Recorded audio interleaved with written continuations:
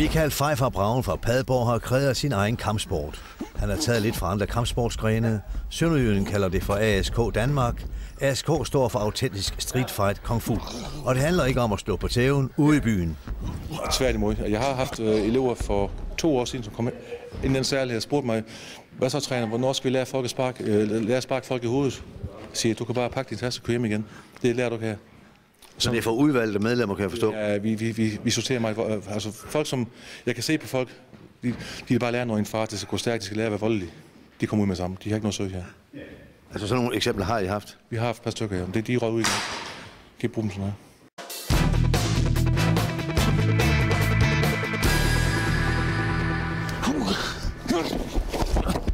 Især unge mennesker, som jeg har meget med at gøre. Går de i byen i Flensborg eller i København og Aarhus? Det er jo, jeg hører tit, jamen så bliver man overfaldet af en mand, eller det sker noget med fulde mennesker. Så det er godt at vide, hvad man kan gøre. Man skal ikke gøre det. Jeg råder gerne mine elever til, hvis I kan, vende ryggen til at løbe. Smut hjemme af jer. Ja, kampsport hører til i træningslokalet og ikke til at starte et slagsmål op med. Michael Pfeiffer Braun fra Padborg har kreeret sin egen kampsport. Han har taget lidt fra en række andre former for kampsportsgrene. Han kalder det for ASK Danmark. ASK står for autentisk street fight kung fu. Det er jo Aikido, det her. Det er lidt Jiu-Jitsu, det er lidt Havangdo. Det er sådan lidt af hvert. Vi blander sådan lidt af hvert. Men kun det bedste. Men hvad det er, at du blander det? Er der så ikke andre kampsportsgrene, der ligesom rynker lidt på næsen af, hvad du foretager dig? Det gør alle sammen jo. Altså, karate, de tager også andre ting ind på sigt hen ad vejen, men det er ikke mit problem. Jeg gør det for mine elever og for mig selv. Vi har med unge mennesker at gøre, der elsker at slås. Og det får de lov til under ordnede forhold. Systemet, som Michael Pfeiffer har udarbejdet, er et unikt system. Jeg kalder ikke det her sport, jeg kalder det kunst. Og forskel for vores system og andre systemer, det er, at i vores system, der bruger vi alt. Ude på gaden, der kommer 2 mand imod en og vil lave ballade. Der kan ikke stå og tænke over, at det her det er ulovlige karate, det må ikke tage kvanter, jeg må ikke sparke, jeg må ikke slå det her. Vi gør alt. Og vi gælder om at overleve, og det skal bare gå lynhurtigt. Men det må man jo ikke, man kan jo få en dom, hvis man gør det, eller hvad? Jamen selvfølgelig slår vi ikke folk til ukendelighed, vi pacificerer dem. Vi har en teknik, hvor vi kan lægge folk ned og ikke lægge dem døde, men lægge dem, så de kan ikke gøre mere i hvert fald. Men man ved også, nu har jeg selv trænet Jiu-Jitsu mange år også, hvis man lægger en mand ned i armlås, ligger han der i 5 minutter, slipper du så en fuld mand i armlås igen, hvad gør han så? Han fortsætter. Så nødt til at gøre et eller andet, så måske bliver liggende lidt længere. Men hvad skal man så gøre? Så bliver det lidt længere? Jamen, ikke sige vold, man skal bruge nogle specielle teknikker. Det tog Michael Pfeiffer næsten 7 år at færdiggøre ASK-systemet, som indeholder de bedste elementer fra forskellige stilarter, som han personligt har dyrket igennem årene. Michael har så tilpasset og moderniseret det hele til, hvad han selv synes er godt. Men er det for at uddanne slagsbrødre? Tværtimod. Jeg har haft elever for 2 år siden, som kom ind den særlige og spurgte mig, hvad så træner, hvornår skal vi lære folk at sparke folk i hovedet? Jeg siger, du kan bare pakke din taske og køre hjem igen. Det lærer du her. Så det er for udvalgte medlemmer, kan jeg forstå? Ja, vi sorterer mig. Altså folk, som jeg kan se på folk, de vil bare lære, når en far, det skal gå stærkt, de skal lære at være voldelige. De kommer ud med sammen. De har ikke noget søg her. Altså sådan nogle eksempler har I haft? Vi har haft et par stykker her. Det er de røget ud igen. Kan I bruge dem sådan her? Og så til en selvoplevet historie fra Michaels eget univers. En gang, da han var i København, kom han pludselig i fare. Gode råd var dyre. Når det er selvforsvar, så har man ret til forsvar i eget liv. Jeg har selv været udsat for 3 år i København, for 3 år siden. Det har været til møde med en kunde over på et hotel derovre. Og på vej ned til min bil, gik med min attaché-taske i venstre hånd. Det er sådan en blindgyde for ned til min parkerede bil. Så kunne jeg mærke, der kommer nogle mennesker gående bag mig. Så vender jeg mig om, så står 2 høje, slanke fyre. Anden etnisk baggrund. Det er lige meget, det kan være hvem som helst med læderjakker og sådan. De siger det en så, du må heller give mig din taske, siger han så. Jeg siger, det er en meget dårlig læge, siger jeg så. Nå, siger han. Så tager han fat med hans højre hånd i min taske, i hanken, og rykker til. Og det han rykker til, så giver jeg efter, så får han bare. Jeg trækker ham ind i mit slag. Hvad skal jeg gøre? Det står 2 mænd, altså hvis jeg begynder at diskutere med dem, så trækker de en pistol eller en kniv. Så han strøg på gulvet, og kammeraten han kigger fra Søren og siger, hvad med dig, siger så. Nej, møg jyde, sagde han så, og så løb han. Begge. Og du kom væk selv? Jeg skyndte mig væk, fordi lige om lidt, der kommer det 25 fætre og kusiner jo. Det skulle ikke nyde noget af. Så det var et eksempel på, hvordan man kan klare sig, hvis man er klædt på? Ja, nemlig ja. Men det er nødt til at være i den verden, vi har.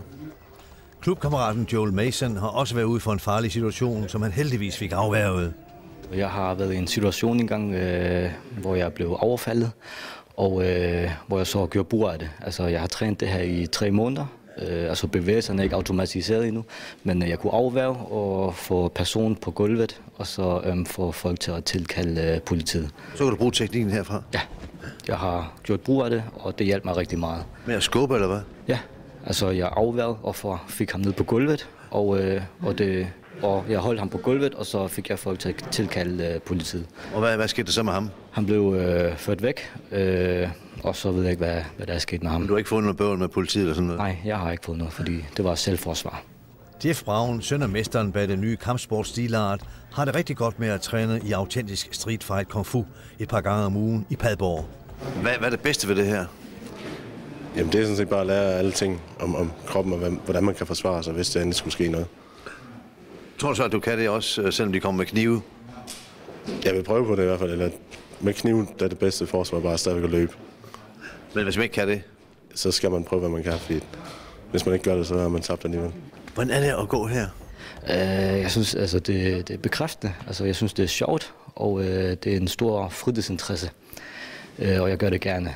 Altså, det er sådan, altså, når man efter arbejde kan lave lidt aktivitet, altså, det er rigtig, rigtig godt at få brugt lidt energi.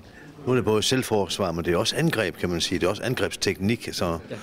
Er det så godt, at det er begge dele? Ja, altså det er jo forebyggende. Altså hvis man bliver angrebet, man ved det i forvejen, og så kan man forebygge det, man selv angriber, den person, som angriber. Altså i stedet for at gå tilbage, så går man fremad. Altså fremad mod personen, så den person slet ikke kan bruge hans energi. Uanset om de har stave eller køller, eller? Det er lige meget. Altså man får teknikker, at man kan afværge forskellige ting. Om det nu med hænder, eller med en kniv eller et eller andet.